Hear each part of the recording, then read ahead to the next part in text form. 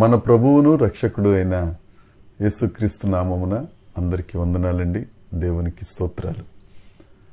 సైన్యములకు అధిపతి అయిన దేవుడు, కనికర సంపన్నుడైన దేవుడు, గొప్ప దేవుడు ఈ నూతన దినము కొరకు మనకు అనుగ్రహించిన దేవుని వాగ్దానము కృపావార్త. కీర్తనల గ్రంథము 43వ కీర్తన 4వ వచనము. నేను దేవుని బలిపీఠమునొద్దకు, నాకు ఆనంద సంతోషములు కలుగు చేయు దేవుని యొద్దకు చేరుదును. దేవా, నా దేవా, సితారా వాయించుచు నీకు కృతజ్ఞతాస్తుతులు చెల్లించెదను. దేవునికి మహిమ కలుగునుగాక, దేవునికి స్తోత్రం కలుగునుగాక.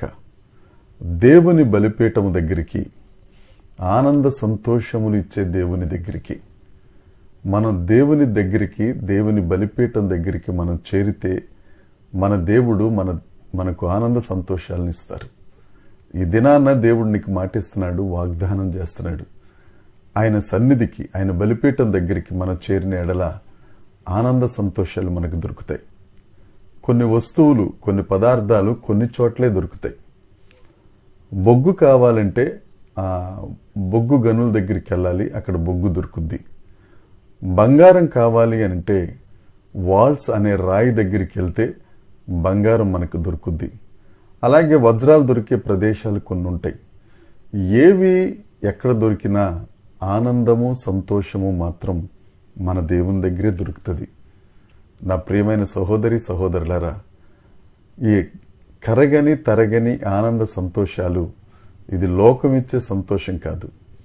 లోకంలో దొరికే సంతోషాలు కొంతవరకే పరిమితం. కానీ దేవుని దగ్గరికి, దేవుని బలిపీఠం దగ్గరికి మనం వస్తే శాశ్వతమైన ఆనందం, శాశ్వతమైన సంతోషం దేవుడు మనకు అనుగ్రహిస్తారు. దేవుని బలిపీఠం దగ్గరికి వస్తే మనం దేవునితో సమాధాన పడగలం. మనం దేవుని బలిపీఠం దగ్గరికి వస్తే దేవునితో సహవాసం చేయగలం. దేవుని బలిపీఠం దగ్గరికి వస్తే దేవునితో అనుసంధానం అవ్వగలం. పరిశుద్ధ గ్రంథంలో చాలా మంది భక్తులు దేవునికి బలిపీఠాన్ని కట్టి బలి అర్పించి స్తుతియాగం చేసి ఆయనను ఆరాధించి ఘనపరచుట వలన వారి జీవితాలలో ఆనందమును సంతోషమును పొందుకోగలిగారు. నా ప్రియులారా, జీవితాలలో ఆనందం కావాలంటే, సంతోషం కావాలంటే యేసయ్యే మార్గం. అస్తవ్యస్తమైపోయిన బ్రతుకులను, దుఃఖంతో నింపబడిన బ్రతుకులను, కన్నీళ్ల పర్యంతం అవుతున్న బ్రతుకులను, ఎడారికి ఎండిపోతున్న చిగురు మొక్కల్లాగా ఎండిపోతున్న ప్రతి జీవితమును ఆనందంతో నింపి కన్నీటిని నాట్యముగా మార్చగలిగిన సమర్థుడైన దేవుడు యేసయ్య ఒక్కరే. ఆ యేసయ్య బలిపీఠం దగ్గరికి, ఆయన సన్నిధి దగ్గరికి వస్తే మాట తప్పని దేవుడు, మాట మార్చని దేవుడు, స్థిరుడైన గొప్ప దేవుడు మాటిస్తున్నారు. ఆనందాన్ని, సంతోషాన్ని, పరిపూర్ణ ఆనందాన్ని, పరలోకపు ఆనందాన్ని నీ సొంతం చేస్తానని చెప్పిన దేవుని దగ్గరికి వద్దామా? ఈ వాగ్దానాన్ని మనం స్వతంత్రించుకుందాం.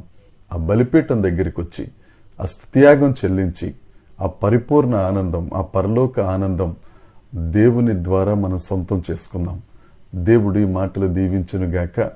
దేవుని కృప మనందరికీ తోడై ఉండునుగాక. Amen, amen, amen.